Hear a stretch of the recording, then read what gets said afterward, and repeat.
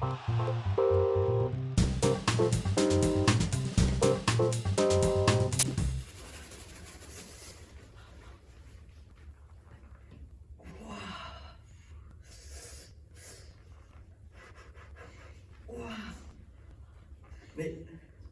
quand on le tire, il chauffe, et quand on le relâche, il se refroidit.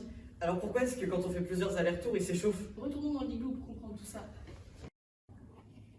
Bon, quand on tire, ça chauffe de 2,1 degrés et quand on relâche, ça refroidit de 1,3 degrés. Donc c'est logique que ça chauffe après plusieurs allers-retours si ça chauffe déjà au bout d'un seul. Oui, mais ça n'explique pas pourquoi est-ce que l'élastique chauffe lorsqu'on tire et pourquoi est-ce qu'il refroidit lorsqu'on relâche. Bah, ça paraît évident, non? Lorsqu'on tire sur l'élastique, on produit un travail qui va être converti en énergie thermique, non? Oui, mais regarde, si on fait une analogie avec un ressort et qu'on calcule l'énergie élastique fournie, donc on trouve 0,9, ensuite si on cherche par rapport à l'énergie thermique créée, on trouve qu'elle vaut 0,83. Elles sont égales, donc ça confirme. Bah, pas vraiment en fait, donc, parce que si l'énergie élastique est entièrement transformée en énergie thermique, ça veut dire que l'élastique ne pourra plus revenir à cet état initial. Puis, en fait, c'est déjà assez bizarre parce que un ressort, si on le tire, il ne s'échauffe pas, alors qu'un élastique, si. En fait, je pense qu'on peut faire une analogie avec un ressort pour calculer l'énergie mécanique qu'on a fournie à l'élastique, mais qui ne correspond pas vraiment à l'énergie élastique au final, mais plutôt à une autre énergie. Ah oui, donc ça veut dire qu'on a un élastique qu'on peut modéliser par un ressort sur un plan mécanique, ce qui nous permet de calculer l'énergie élastique, donc finalement n'en est pas une. Et ça n'explique pas non plus ses propriétés thermiques. Bon, après tout, pourquoi pas, chaque modèle a sa limite. Mais justement, je sais que Isao travaille sur le lien entre l'énergie mécanique et l'évolution de la température. Bon, alors Isao, t'as trouvé quelque chose? Pas vraiment, j'ai essayé de tirer l'élastique par palier et j'ai fait des cycles allers-retours successifs et j'ai essayé de tirer l'élastique avec des vitesses différentes, mais les différences dans la variation de température n'étaient pas vraiment significatives et ça me paraît compliqué de tirer des conclusions fiables avec notre matériel. Par contre, j'ai tout de même remarqué pour chacun des trois élastiques-là, on avait systématiquement une variation de température plus importante lors de l'élongation que lors du relâchement. Et que les différences sont plus importantes pour ces deux fils-là que pour celui-là. Eh mais attendez, j'ai une idée. On a toujours vu que les élastiques ils chauffaient quand on les tirait, mais qu'est-ce qui se passe si on les chauffe? Bon, il va se dilater comme tous les autres matériaux, non? Bah vérifions ça avec notre four à élastique.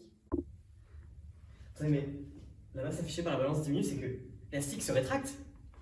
Ok, l'instant est grave. Je contacte Sylvie Castagnier. Ah, la directrice de recherche à l'ANSMA.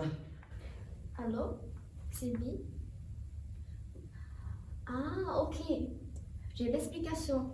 Donc, l'élastique est composé de macromolécules de caoutchouc sous forme de pôles d'un bras. Quand on étire la molécule, on ordonne les bras, ce qui diminue l'entropie de l'élastique.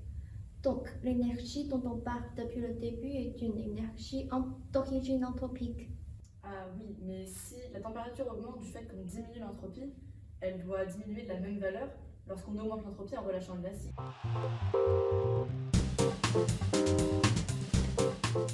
On a un liquide, le limonène, qui a pour propriété de modifier les liaisons du caoutchouc.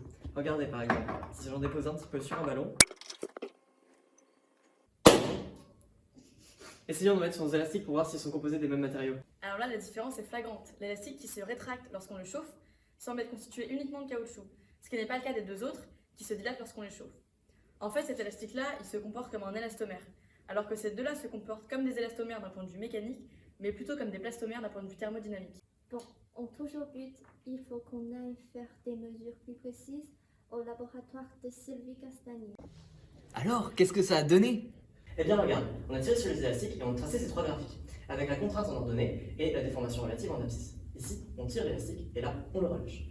Le fait qu'on observe une différence de chemin montre un retard qui montre d'un caractère d'autant plus visqueux que cette différence de chemin est grande.